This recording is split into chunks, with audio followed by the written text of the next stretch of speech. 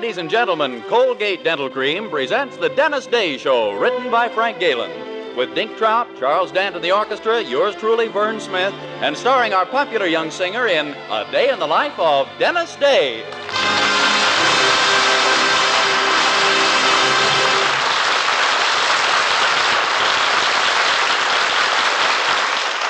Twice a day and before every date, use Colgate Dental Cream to clean your breath while you clean your teeth.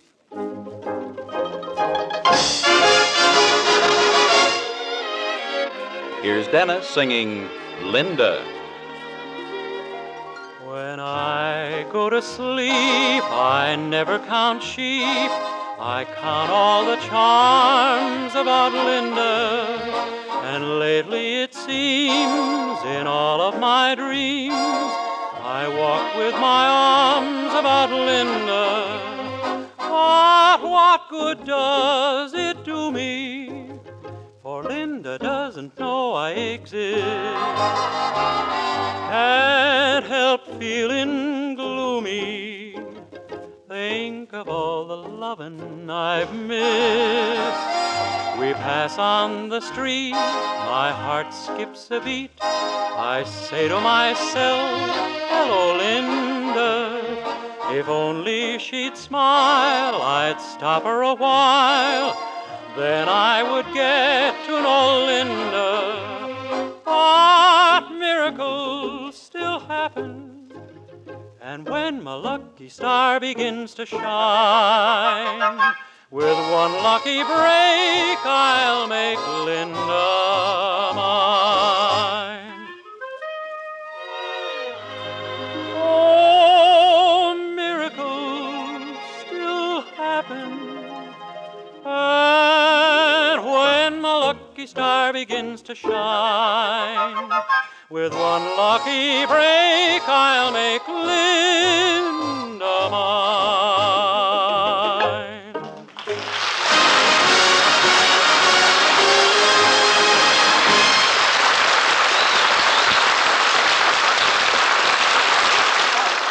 Colgate Dental Cream cleans your breath while it cleans your teeth. No other toothpaste does a better job of cleaning your teeth than Colgate Dental Cream. For Colgate Dental Cream has a safe polishing agent that cleans your teeth both gently and thoroughly, brings out their natural sparkle and beauty. And scientific tests prove that Colgate Dental Cream cleans your breath while it cleans your teeth. Yes, actual scientific tests prove conclusively that in 7 out of 10 cases, Colgate Dental Cream instantly stops unpleasing breath that originates in the mouth. Colgate Dental Cream is famous for its wonderful wake-up flavor, too. Nationwide tests of leading toothpastes prove that Colgate Dental Cream is preferred for flavor over other brands tested. So try Colgate Dental Cream to bring out the natural sparkle and beauty of your teeth for a wake-up flavor you'll thoroughly enjoy. And use Colgate Dental Cream twice a day and before every date to clean your breath while you clean your teeth.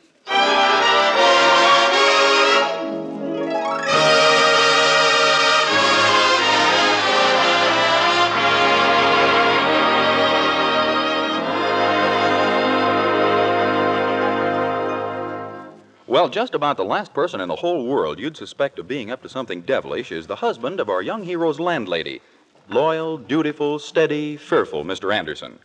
But his daughter Mildred has been far from satisfied with her father's behavior during the past week, and so this morning she's decided to broach the subject to her boyfriend, Dennis Day, in his room. Dennis, what are you doing? Oh, listening to the radio. To the radio? Oh, I don't hear anything. I know, Fred Allen's on.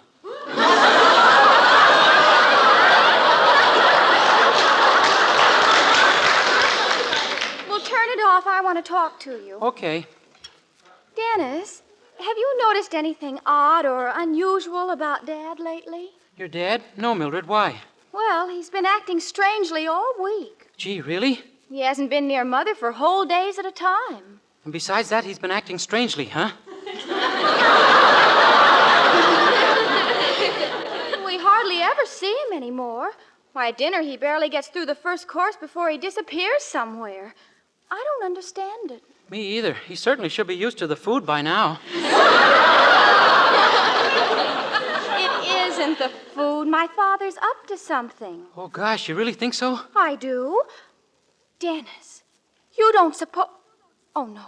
No, it's impossible. Well, that's silly. Nothing is impossible. What were you thinking of? Another woman. Beg pardon, I was wrong.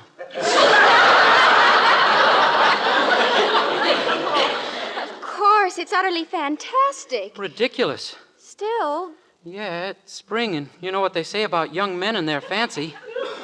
but Dad's not a young man, Dennis. Well, sometimes even his type runs across something fancy.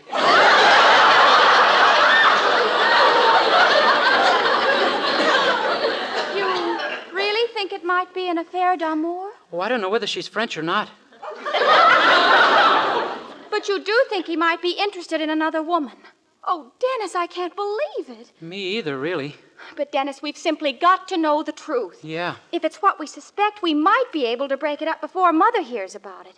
Think what'll happen to her if she finds out about my father. I wouldn't want to be in his shoes either.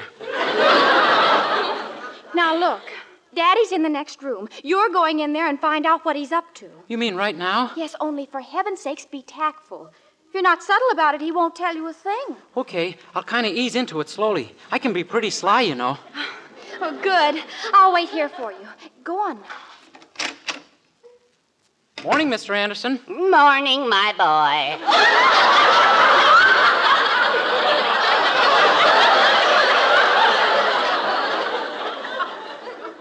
What do you think of the Russian situation, Mr. Anderson? The Russian situation? Why, it's pretty complicated.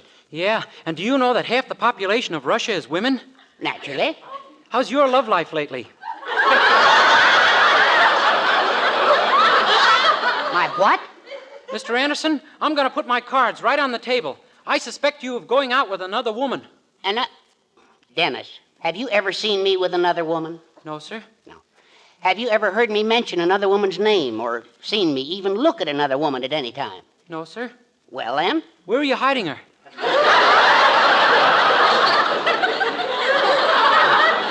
I'm afraid we're discussing a pleasant impossibility. Now, believe me, it isn't so. No? Then where do you rush off to every night after dinner? To the public library. Aha, now we're getting somewhere. A beautiful librarian, huh? Dennis, in the Weaverville Library, the only thing you'll find well stacked are the books.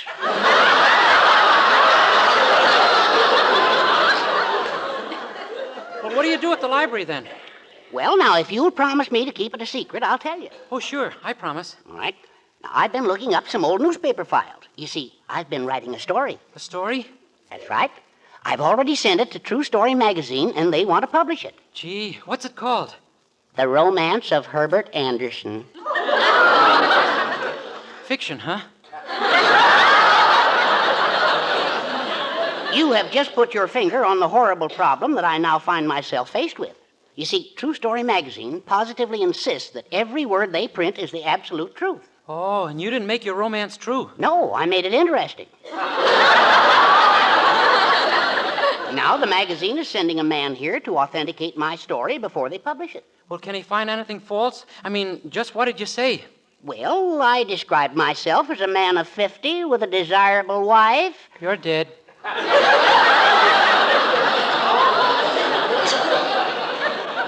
I could get by with that, but you see, as an added touch, I mentioned our children. Oh, one daughter could hardly be considered children, huh? Exactly. Well, maybe you could say it was a little mistake that you lost count. Well, hardly, because I described the other child in considerable detail. A boy, I said it was. A brilliant boy who less than a year ago had received his doctorate from Harvard. Gee, you are in a mess. When will this fellow from True Story be here? Well, this afternoon, according to the wire I got. This afternoon? Gosh, even if Mrs. Anderson presented you with a son right now, he could never get through Harvard in time. Well, not a hard school like Harvard, no. Well, let's not give up yet, Mr. Anderson. There's got to be a way out of this thing somehow. Oh, I hope so. Now, don't you worry. I've got a brain, and Mildred's got a brain, and between our two brains, she's sure to think of something.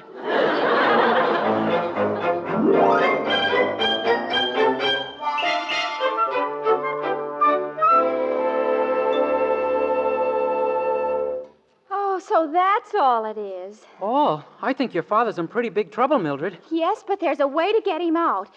That is, if you're willing. I knew you'd think of an idea. What's this one? A state or a federal offense? Well, it's very simple. Daddy has to produce a son for the man from True Story magazine. All right, you're the son. Me? Mildred, this thing's got to be realistic. But it is realistic. You're the right age, aren't you? Yes? Then you're the son he wrote about. A brilliant young man with a college degree. It is here that I feel we are veering toward fantasy. Nonsense. Now, look, you told me the boy was a doctor. Yeah. All right. You go down to Dr. Hopkins' office. Huh? I'll send the man from True Story there, and when he arrives, he finds you wearing Dr. Hopkins' coat and sitting at his desk. He also finds Dr. Hopkins beating my brains out, doesn't he? Oh, no, because Dr. Hopkins won't be there. Somebody's made him go out on an emergency. Who? You. Oi. All you have to do is tell the doctor someone's desperately ill. Pretend you're in a panic. Oh, that I can handle easily. Oh, good. And when the man from True Story gets there, you're the doctor, see? But Mildred, really, You can do it. Forget right now about being a soda clerk and start thinking about your new career. I am. Goodbye, Willoughby's drugstore. Hello, Alcatraz.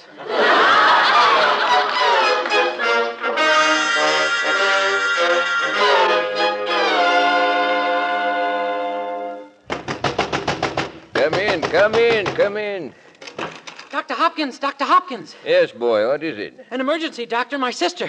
Your sister? Yeah, she's doubled up in agony. Her face has turned green, her teeth are falling out, and she's got a temperature of 109. What? Yeah, we think she's sick. Good gracious. Has she been in this condition long? Since January. January? Why do you come to me now? Well, today she started to complain. Could you go right away, doctor? Yes, of course. What's the address? 120 Cedar Road. It's out in the middle of the woods, 10 miles from here. Good heavens. How could you have picked such an out-of-the-way spot? It wasn't easy. Gracious, I'd better call the hospital and have them drive me over in the ambulance. An ambulance? Of course. Yes. The driver will find the place. Doc, it's beautiful out. Why don't you walk? Don't be a fool. I'll go over to the hospital and pick up the ambulance there. And you stay here and watch the office for me till I get back, understand? Yes, sir. Gee, it worked like a charm. This must be one of my abnormal days. Oh, gosh, what do I do now? Maybe it's Mildred. Hello? Yes, this is Dr. Hopkins' office, but... What? Your wife is about to have a baby, and what should you do? Well, humor her, I guess. Let her have it.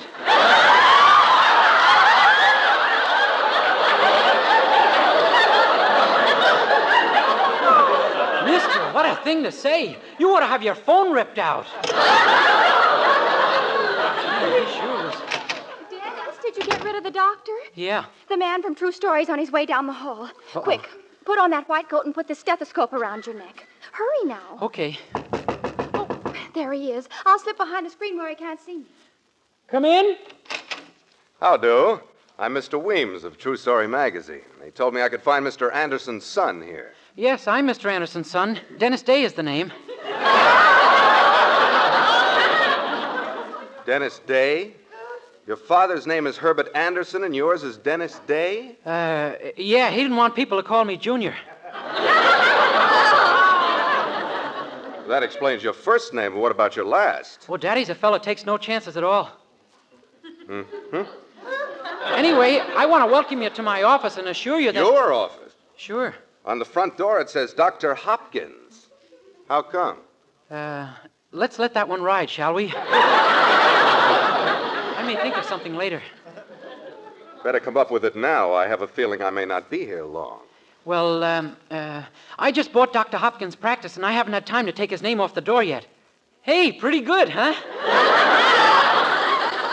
Yeah. But why did you buy a medical practice? Oh, you know me, the man in white. It says right in Dad's story that I got my doctorate a year ago.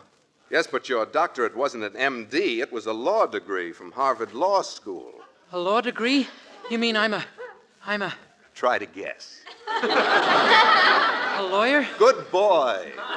Yeah, of course I'm a lawyer. I was just having a little joke, that's all. Pretty funny, don't you think? You bet, yes, sir. If you're a lawyer, why have you got on that white coat with a stethoscope around your neck? Oh, that's easy. When I chase ambulances, I like to dress for it. I see. And all this equipment?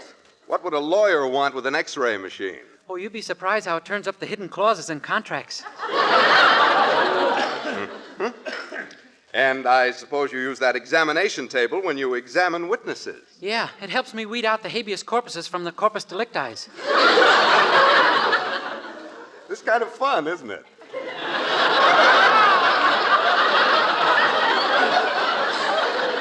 I hope so. You don't expect me to swallow this, do you, Mr. Day? I'd be terribly grateful. Well, you do have some awfully novel ideas for a lawyer. Yeah, they come when I least expect them.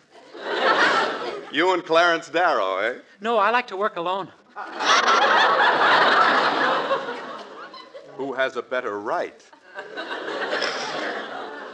Well, Mr. Day, True Story magazine, as you know, prints nothing but the truth. So until I can check on this matter elsewhere, I suggest you plead nolo contendere, so to speak. Oh, I will. I'll plead just what you said. You're not familiar with that common legal phrase? I'm a Harvard man, Mr. Weems. We'd hardly learn common phrases there. Yes, naturally. But you do understand Latin, of course. Oh, of course. I'm simply Odedley with Attenley.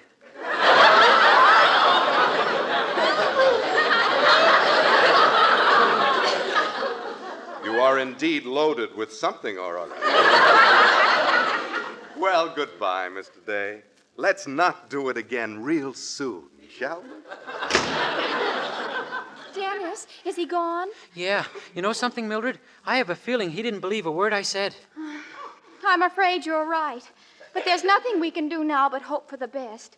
Don't lose confidence. Oh, I won't. But just in case, when you get home tonight, would you bake me a cake with a file in it?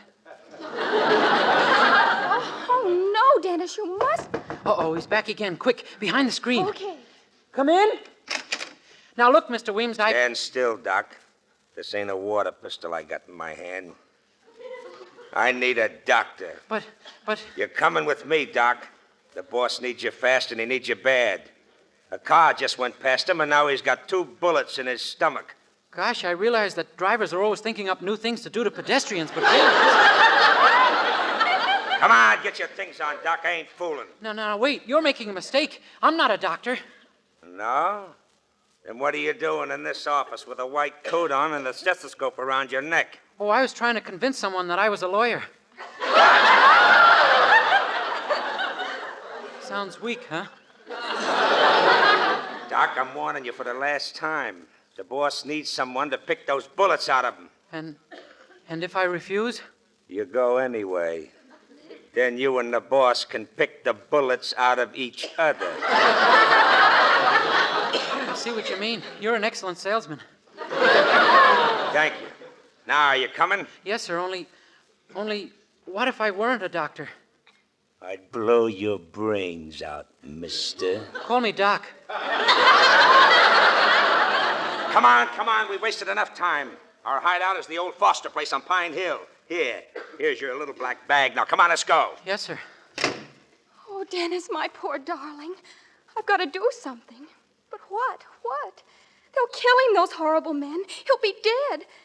And that fellow he takes the bullets out of, he won't do well either. Oh, I just got to do something. The Foster place on Pine Hill.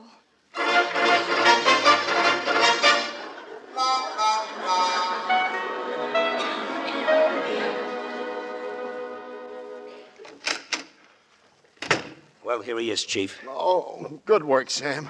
Oh, Doc, you're just in time. These bullets went awful deep in my stomach. They did? Yeah, my head is split. Boy, that is deep. You better get right to work, Doc. I can't stand this pain much longer. Look, mister, at the risk of my life, there's something I gotta tell you. Shut up, you, and get busy if you want to live. I'll take his pulse. Huh? You heard me. Take his pulse. Really, I don't think we should remove it in his condition.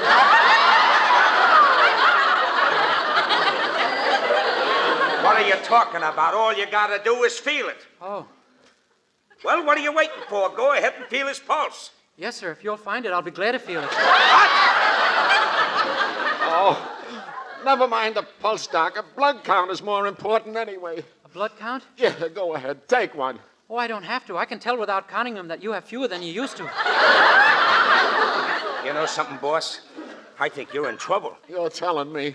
But the heat's on, Sam. We got to get out of here. Oh, go after those bullets, Doc. I'll tell you what, let's leave him in. A lot of iron and bullets, you know, and the system requires iron to... Shut up!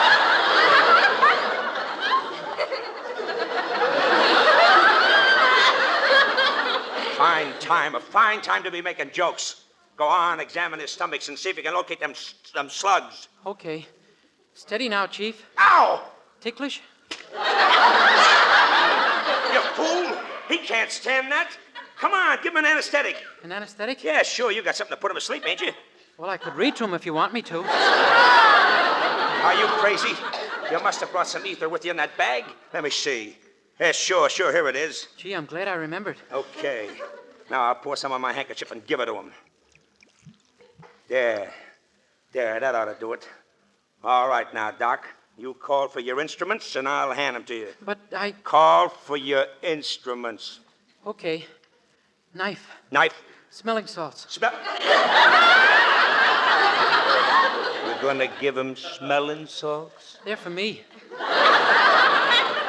Well, see that you don't need them, understand? Now, what else do you need? Forceps. Forceps. Band-Aid. Band-Aid? Gotta leave him looking neat afterwards, don't we?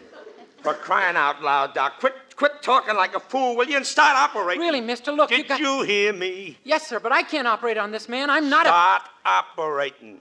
Yes, sir. Hey, what's that? Open up there! Open up in there!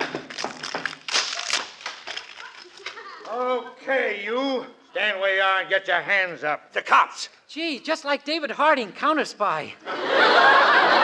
Dennis, are you all right? Mildred and Mr. Weems. Sure, I'm all right. Well, what do you know? Sam McNulty and Scarface Fudnick. We've been wanting these boys a long time. Congratulations, Doc. Well, so you've given up law and taken to medicine again, eh, Mr. Day? Gee, Mr. Weems, I bet you think I'm flighty, don't you? He knows you aren't a lawyer, Dennis, or even Daddy's son. Yes, and of course we can't use Mr. Anderson's story. Oh? But it's quite possible that we can print the story of how you captured these gangsters single-handed. Gosh, really? Yes, only remember, Mr. Day, this is True Story Magazine. We want the plain truth and only the truth. Oh, sure. Well, it was like this.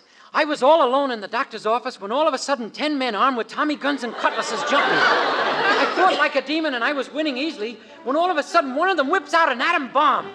Well, naturally, I couldn't do much against that, so I waited my chance and then I went after the whole army of them. I hit one guy with a left, another with a right, and a third I didn't know.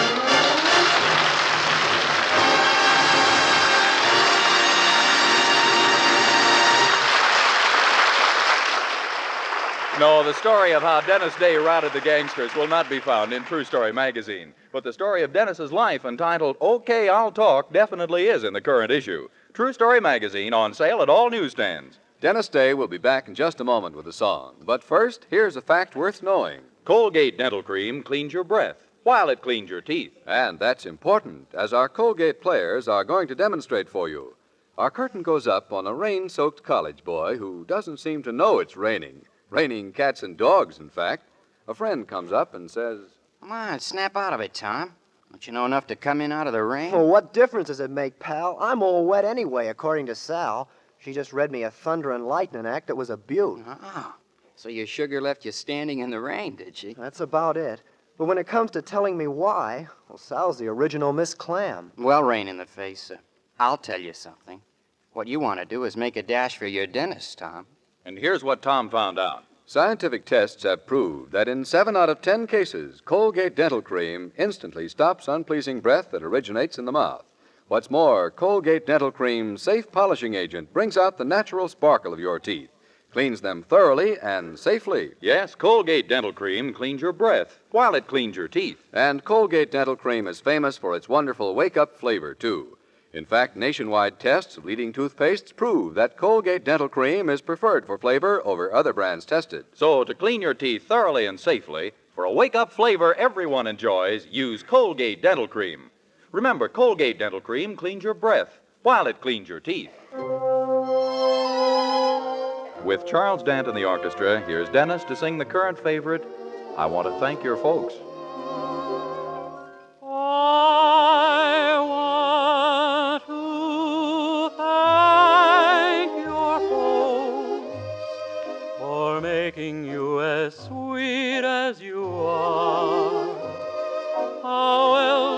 can I express how I feel, confess and reveal my love? I want to thank your folks for making you the dream that you are, and tell them what a swell job they've done of raising the one I love. Do you recall the birthday party they gave you when we were just a couple of kids? Well, suppose they hadn't thought of inviting me to see what I'd have missed, and here's my thanks to you for making all my love dreams come true. But darling, to be perfectly frank, I really must thank your folks. Do you recall the birthday party they gave you when we were just a couple of kids? Well, suppose they hadn't thought of inviting me to see what I'd have missed, and here's my thanks to you for making all my love dreams come true. But darling, to be perfectly frank, I really must thank your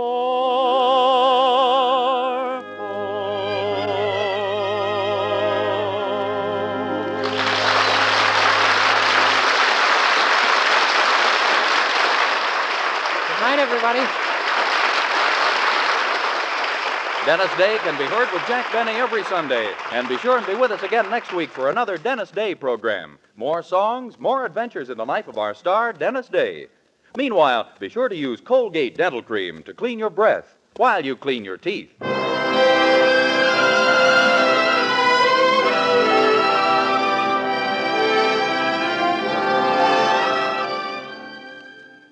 Lovely Joan Bennett is another famous Hollywood star to rave over Cashmere Bouquet Beau Cake, the new cake makeup sensation. Joan Bennett says, "I'm wild over Cashmere Bouquet Beau Cake. So clever, so practical, with a makeup sponge in its own moisture-proof compartment right in the compact."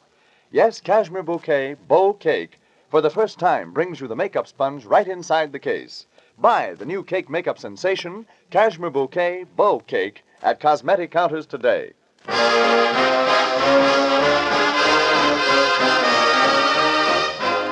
Ladies, keep right on saving used fats and oils. Turn them into your dealer and he'll pay you more for your used fats and oils. This is Vern Smith reminding you that daylight saving time becomes effective in certain areas on April 27th. This may change the time at which the Dennis Day program is heard in your community. Please check your local paper for the time at which this program will be heard next week and each week thereafter. This is NBC, the national broadcasting company.